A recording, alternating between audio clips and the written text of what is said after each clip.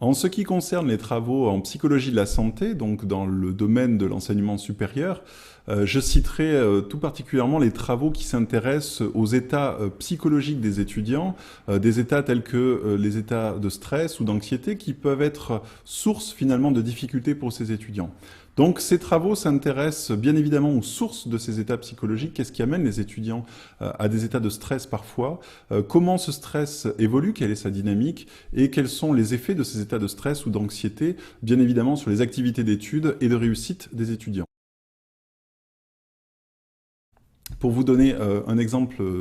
de travaux réalisés dans ce domaine, je citerai par exemple des travaux qui ont montré que parmi les sources de stress des étudiants de première année, on trouvait les difficultés d'adaptation de ces étudiants à l'université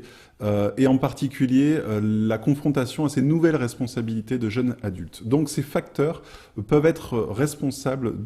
d'états de stress ou d'anxiété.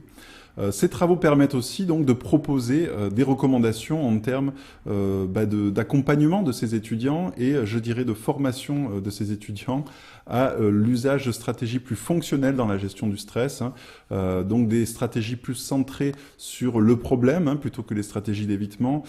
ou encore des stratégies qui proposent de tisser des liens avec les nouveaux amis justement pour réduire certaines exigences de ces nouvelles situations menaçantes, stressantes pour les étudiants.